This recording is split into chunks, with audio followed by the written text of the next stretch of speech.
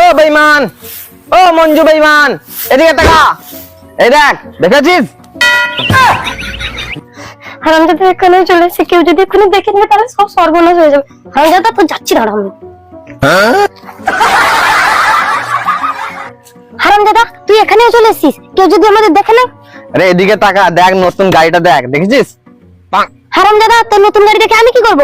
আরে তুই বলেছিলি না আমি কোনোদিন কিছু করতে পারবো না, আমার ইনকাম কই? তোর বরের কি ইনকাম? তোর বরের একটা ভাঙা সাইকেল আছে, আমি দেখ নতুন বাইক কিনেছি 2.5 লাখ টাকা দিয়ে। এটা কি তোর বাইক নাকি? না না, এটা তো যৌতুকে পেয়েছি, তোর বাবা দিয়েছিল না, এটা যৌতুকে।